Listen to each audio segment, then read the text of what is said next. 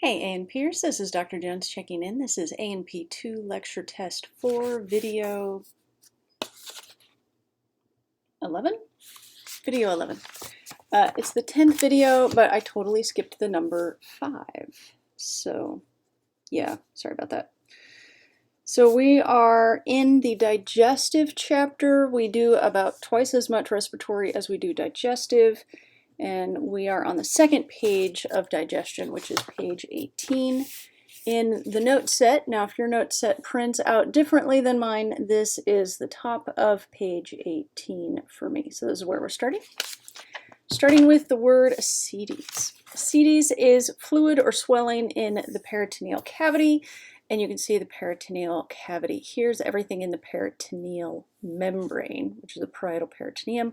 So you can see it takes up most of the abdominal cavity, not the pancreas and the duodenum, and about half of the pelvic cavity, because the urinary bladder is infraperitoneal, the uterus is infraperitoneal, and the rectum, of course, is parts of the rectum.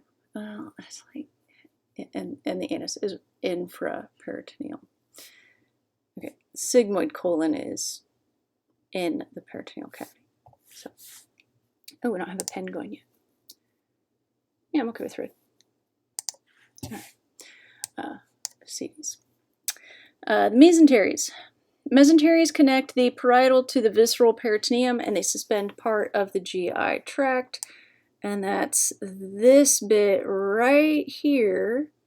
And it's a double layer of visceral peritoneum that's attached to the posterior body wall and comes out and surrounds the tubes that are the small intestines. And that's where the superior and inferior mesenteric arteries live, the nerves, lymph vessels that all support the intestines. Excuse me. It's like, no, I can make it through one video without a glass of water. Immediately starts coughing because I said I could do it. Oh, I had a pile of cough drops here too. What?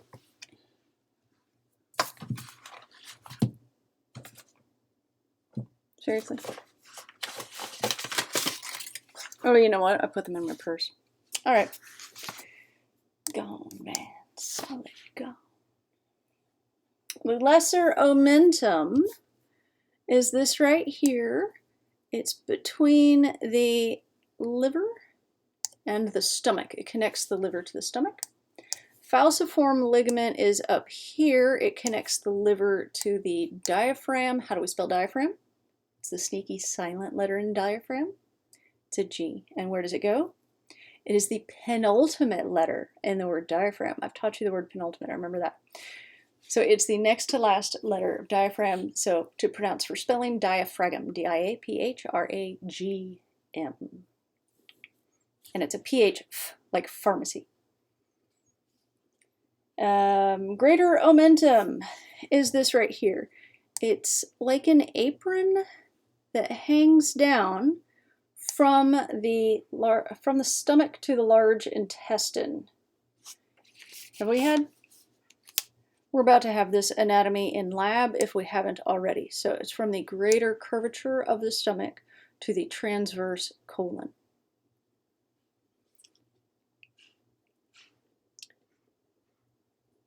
The mesentery proper is this part here, from the posterior body wall to the small intestines. Retroperitoneal is anything behind the peritoneal cavity, like the pancreas, the kidneys, and the duodenum. Peritonitis is inflammation of the peritoneum, which is understandably excruciating. And the mesocolon is the mesentery of the large intestine. So here's the mesocolon to the sigmoid colon, so the sigmoid mesocolon.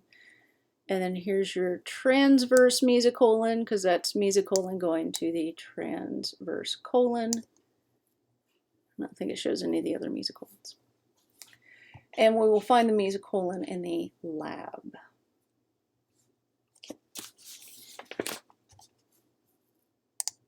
Okay, this next bit are major concepts that you need. There we go. We'll move me down here out of the way. There we go. This is need to know for lecture and lab. I often stop and give this lecture in lab. It's been a while since I made the lab videos, but there's probably a lab video of me giving this lecture. So, 4 major layers of the digestive tract: the mucosa, which lines the lumen. So where's my pen go? There we go. So if you have a straw, the lumen is the inside where the orange juice is. I don't know why all the examples involve orange juice, but not Lululemon, that's pants. Lumen. So most of the time we start superficial and then work deep. But with these layers, we're going to start at the lumen and work out. So we're going to work away from, but the epithelium lining the lumen is the functional surface of the digestive tract. So we're starting with the functional surface and moving out. So sometimes they'll call it moving deep, even though you're moving superficial because you're moving towards the surface of the body. So just be aware that they tend to do these layers in the opposite direction. So lining the lumen is the mucosa. And then we have the submucosa, which is connective tissue, of course.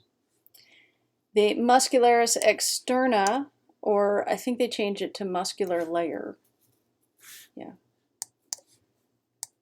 And the serosa, which is visceral peritoneum.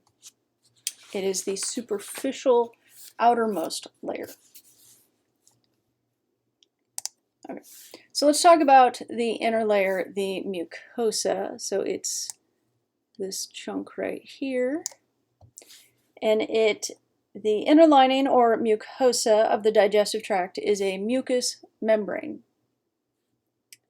It consists of an epithelium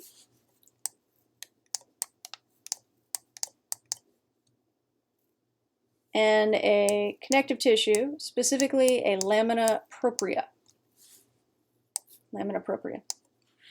of areolar tissue, and the muscularis mucosa. Areas with lots of mechanical stress that are lined with protective stratified squamous epithelium. We have a list. I'm in the way of the list. There we go. The oral cavity, pharynx, and esophagus.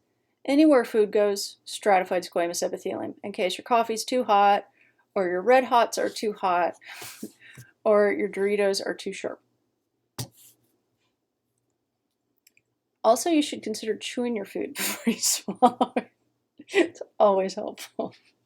Where absorption takes place that are lined with simple columnar epithelium, stomach, small intestine, and most of the large intestine, but not all.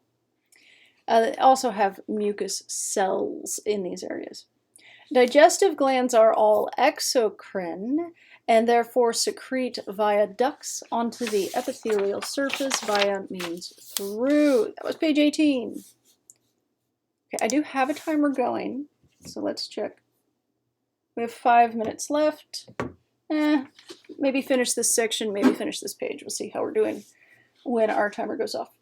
So next is the submucosa. It is deep, although superficial, to the mucosa. It's under it.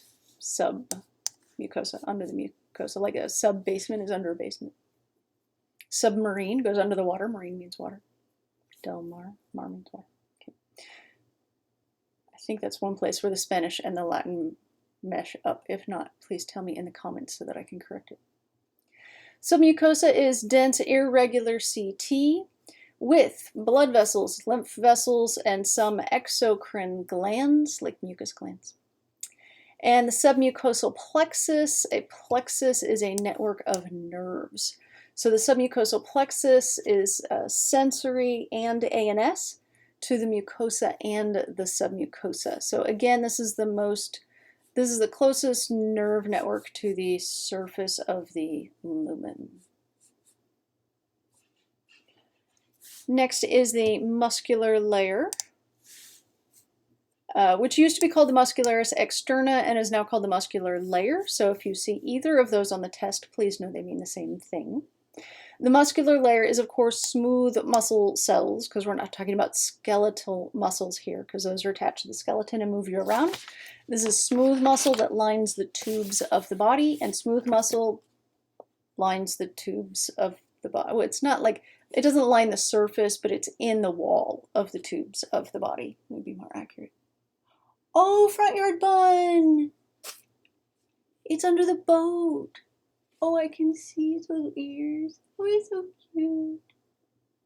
We have a front yard bun and a backyard bun and a side yard bun. Actually, sometimes you can see two bunnies in the side yard at the same time. And the dog tries to eat them. Yesterday, the dog was digging in the yard because it was a fresh gopher hole. You know how the gophers dig and there's like a mound of dirt. And we have 2/3 of an acre, and the front yard has a veritable plethora of gopher holes. And my tiny little 5-pound dog, you've met Pepper the Pupper. My tiny little bitty dog is a vicious hunter. Have we had this conversation? That may have been last semester. And so yesterday, I take her out because all the kids were outside and the neighbor kids were over, and they were outside and they all had their masks on. This COVID times.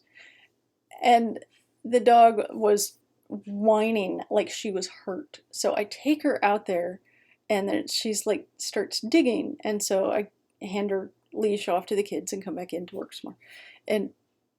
And like they come back in and they're like, she's still digging, and I'm like, talk to Papa because I'm working. Like they're like, well, we told Papa. Like, okay then. And so like 2 hours later they came in, and the dog had been digging the whole time in the front yard, in this one hole in the front yard. And you've seen the dog's like this big, like shoulders to butt, right? Like this big. She's not that big, right? Like this tall. But when she starts digging, like dirt flies out from behind her back legs, and she just like solid digging the whole time she's out there. In fact, the kids brought her in once, and she yelped like she was in pain. And I took her back out, and she yelped the whole time, and then dug some more. And so she dug this hole that was like, let me get on screen, like this big around, and like yeah, this deep. And she was like so far in the hole that like you just barely see her tail. And she's like just she's digging after the smell. She found like a little cavity underground where the gopher had been living. And then today she's like trying to jump back in the hole. My husband finally had to fill it in. So my sweet little adorable precious vicious monster Pepper the Pupper is a hunter. She's a hunting dog, apparently. Tiny teensy little hunting dog.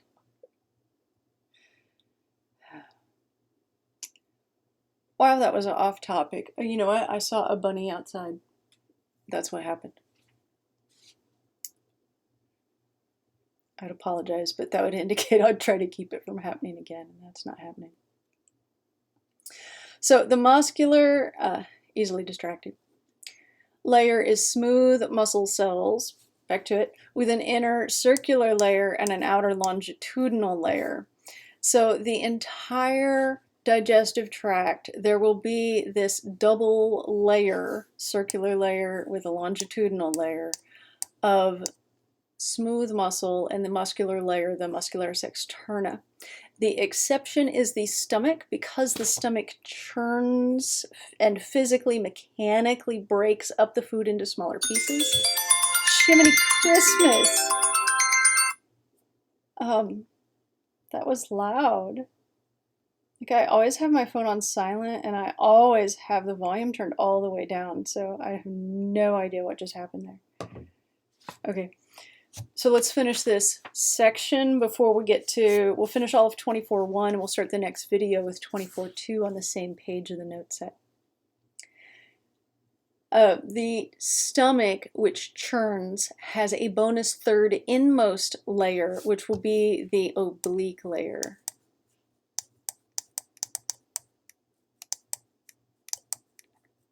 So, and mucosa, submucosa, and then of the muscularis externa in the stomach, you'll have an oblique layer. In the intestines and the esophagus, you will not. You will have an intercircular layer and an outer longitudinal layer. And the stomach has all three layers.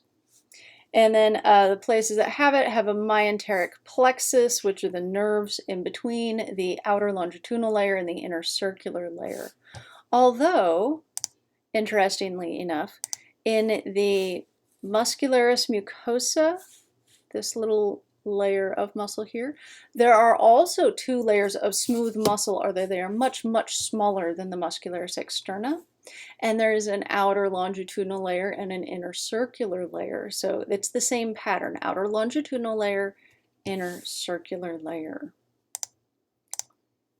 Okay, and a myenteric plexus in between the layers of the muscular layer / used to be called the muscularis externa. And the serosa is the visceral peritoneum. It is part of the serous membrane. Outside of the peritoneal cavity, of course, you can't have a visceral peritoneum. So there it will be adventitia. Adventitia is collagen fibers, it's just fibers. And that will surround the esophagus, so not in the peritoneal cavity, and also this lower part of the rectum. So surrounded by adventitia, esophagus surrounded by adventitia, all these intestines, you can see the serosa is visceral peritoneum. It's actually the best shot of the mesenteries in the whole book. I love this picture. It's a great shot. And peristalsis. Oh, well, there's a great overview. So you've got the mucosa with the mucous epithelium, lamina propria, and muscularis mucosa. And then the submucosa with the submucosal plexus, the muscularis externa with the outer longitudinal layer and the intercircular layer, and then the serosa, which does include the visceral peritoneum. Okay, and then the next term we need is peristalsis.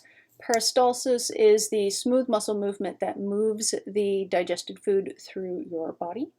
It's contractions of the muscularis externa that propel food in the GI tract. And then a bolus is what we call the soft glob of digestive contents. So we're not going to call it food from now on, because now once you've swallowed it, you swallow it like a bolus at a time. And so this glob is a bolus.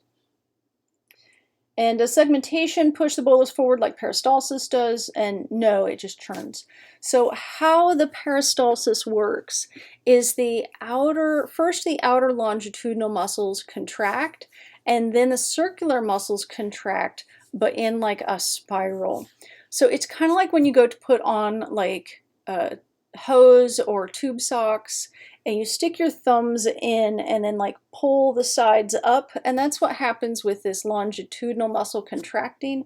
It pulls the sides up, and then you're going to, just like you're trying to move an egg through a sock, you just squeeze behind it in kind of a circle spiral to move the egg through the sock. So that's how that works. All right, and the regulation of digestive functions is fascinating and complex. Next, we will talk about the oral cavity with the next video. So this has been ANP2, lecture test 4, video, I think 11. Yeah, 11. And we covered page 18 and most of 19. We will start back up with page 19 in the next video. Thank you, as always, for tuning in. The education must go on. Dr. J out. Control, Command, Escape.